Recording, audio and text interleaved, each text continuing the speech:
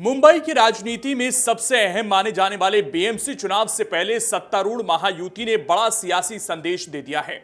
लंबी बैठकों और मंथन के बाद आखिरकार बीजेपी और एकनाथ शिंदे गुट की शिवसेना के बीच सीट बंटवारे पर सहमति बन गई है। इस सहमति के मुताबिक बीएमसी की कुल 227 सीटों में से बीजेपी 128 सीटों पर चुनाव लड़ेगी, जबकि शिवसेना शिंदे गुट 79 सीटों पर अपने उम्मीदवार उतारेगी। इस तरह 207 सीटों पर फॉर्मूला तय हो चुका है। अब सिर्फ 20 सीटें बची हैं, जिन पर अंतिम फैसला जल्द लिया जाएगा। मुंबई महानगर पालिका के चुनाव के दृष्टिकोण से भारतीय जनता पार्टी शिवसेना रिपाई महायुति की बैठक हो रही है और इस बैठक में हमारे मुख्यमंत्री देवेंद्र फडणवीस जी और उप मुख्यमंत्री एकनाथ शिंदे जी की ज्वाइंट सभाएं कहां पर होगी, कैंपेन किस दिशा में जाएगा, इसके ऊपर चर्चा हुई है।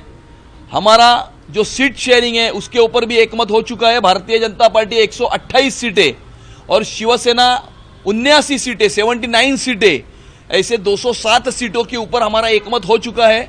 बची हुई जो 20 सीट है वो 20 सीट पर सामने कौन सा उम्मीदवार आएगा, कौन से पक्ष का उम्मीदवार आएगा, इसके ऊपर आधारित हम निर्णय करेंगे और वरिष्ठ पातळी के ऊपर, लेवल के ऊपर इसका निर्णय होने के बाद आने वाले समय में जो अगले 2 दिनों में जो है वो हमारे उम्मीदवार जो है वो अपना नामांकन उसमें वो करेंगे।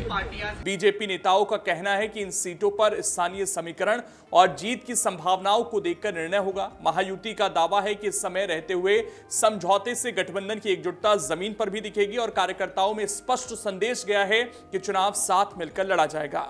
इस पूरे सियासी समीकरण में सबसे बड़ा सवाल अजीत पवार के नेतृत्व वाली एनसीपी को लेकर खड़ा हो गया है। विधानसभा में जहां एनसीपी अजीत पवार गुट के पास 41 विधायक हैं, वहीं बीएमसी चुनाव में तस्वीर बिल्कुल अलग नजर आ रही है। महायुति के सीट बंटवारे में एनसीपी को फिलहाल कोई हिस्सा नहीं मिला है। सूत्रों के मुताबिक अजीत पवार गुट अब बीएमसी चुनाव अकेले लड़ने की तैयारी कर रहा है। चर्चा है कि एनसीपी मुंबई में करीब 100 सीटों पर चुनाव लड़ सकती है। हालांकि कुछ सीटों पर अभी स्थिति साफ नहीं है। वहीं कुछ रिपोर्ट्स ये भी दावा करती हैं कि हो सकता है वो शरद पवार के साथ मिलकर चुनाव लड़े।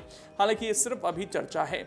वहीं बीएमसी चुनाव से पहले विपक्षी खेमे में भी हलचल तेज है। उद्धव ठाकरे की शिवसेना यूबीटी और राज ठाकरे की मनसे के बीच बढ़ती नजदीकियां चर्चा का विषय बनी हुई हैं। दोनों भाइयों की संभावित साझेदारी को मराठी वोट बैंक को साधने की कोशिश के तौर पर देखा जा रहा है।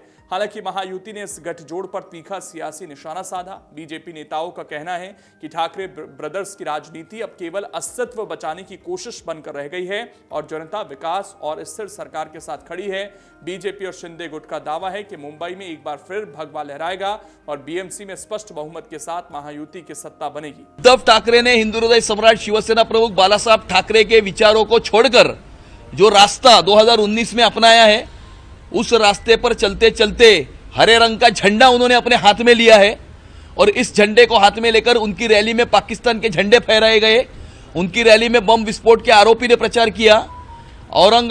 छत्रपति संभाजीनगर के जो रशीद मामू हैं, जिन्होंने छत्रपति संभाजीनगर के नामकरण को विरोध किया था, ऐसे मामू को उन्होंने अपनी पार्टी में प्रवेश दिया और जिसने पाकिस्तान जिंदाबाद के नारे लगाए गए थे, ऐसे मामू को अपनी पार्टी में प्रवेश देने के बाद अभी एक मुल्तानी जो है जिसके ऊपर मॉलेस्टेशन, फोर्जरी और फ्रॉड के केसेस दर्ज है, ऐसे मुल्तानी को भी, ऐसे जिहादी को भी उन्होंने अपने पार्टी में प्रवेश दिया है।